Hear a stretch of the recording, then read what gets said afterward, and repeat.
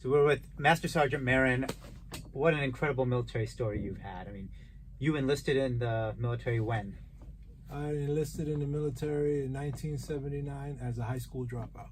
1979 as a high school dropout. And you've done so much. You've served our country in the Gulf War, after that, and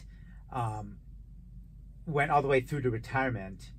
And what struck me particularly about your story, after everything you've done, you've retired, and your beginnings were as a high school dropout, but now you state that you want to get involved, you want to do more. You don't want to just, many people in your situation after serving so long would just sit back, kick back, be done. But you're not that way. What keeps you going? As a high school drop, and I emphasize that because I joined the military. I'm an inner city kid from Brooklyn, New York. My parents moved from Brooklyn to Puerto Rico when I was probably in the 10th, 11th grade. So I had to readjust to Puerto Rico, and it really was kind of hard. And I was not going down the right path. And it just so happened that I didn't want to give my parents any issues. My brother's been in and out of jail and this and that. I didn't want to be that guy. And it just so happened that the military opened up for me. I didn't think into it, didn't think 20 years. I just wanted to get off the block, and I didn't, get to doing something.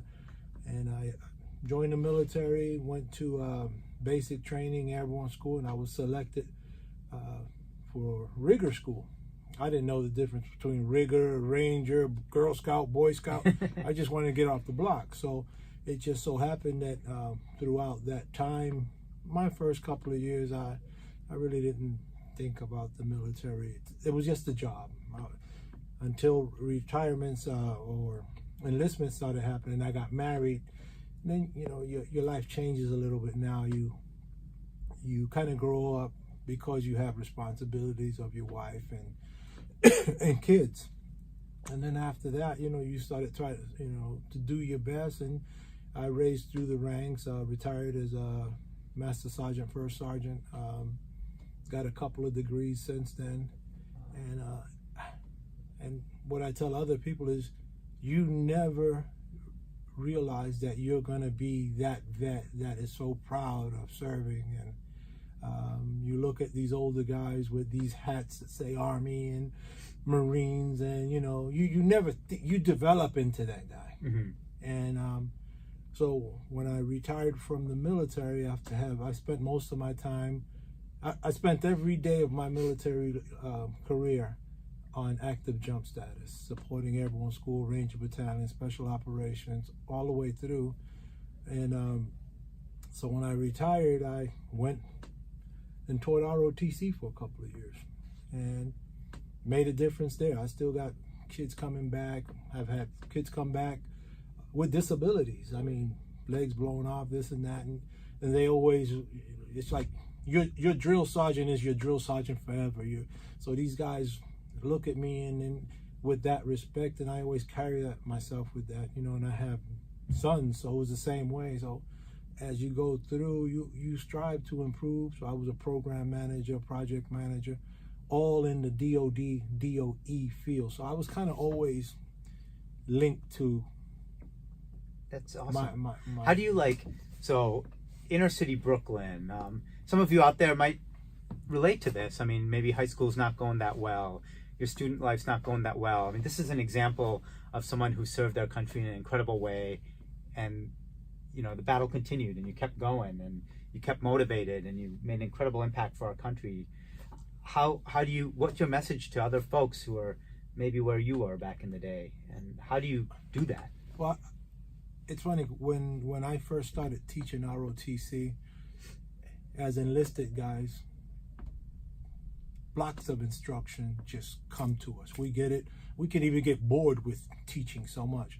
But the difference with teaching the kids, where some of these kids, you're the only male figure in their life. And, and the girls, they want to hug you. And I'm like, hey, you got the cooties, back up. That, they don't want that guy that is going to look at them like everybody looks at them, because you're that father figure that don't have. And as you do that, you start seeing yourself in these kids. Like, I tell everybody, I don't know. I'm 57 years old and I don't know what I'm going to do when I grow up. But I'm going to grow up, you know.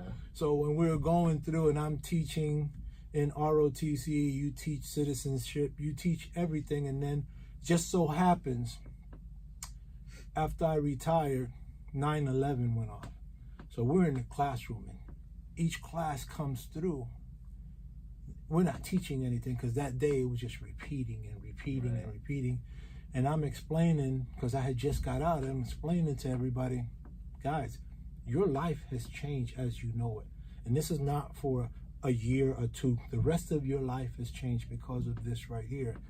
And so as you started teaching your class, the kids started taking it more serious. And I started explaining to them that, you know, when you're going through this, not everybody is made for college. Right. Somebody might tell you, even your parents might be disappointed that you don't make it through college. But I explained it to myself. I said, I'm the next best thing since Jordan. I got 2 cars, 2 houses, you know, and everything for them is material at that time. And I said, the reason that I did this is because I served. Not everybody's going to serve, but not everybody's going to go to college. But you guys are going to mix up. Some of you guys are going to go to be successful in school, and some of you guys are just going to develop at a certain point where you're going to say, to eliminate disqualifiers and have a better life, I need to kick in school. And you're going to do it. You're going to, just like me.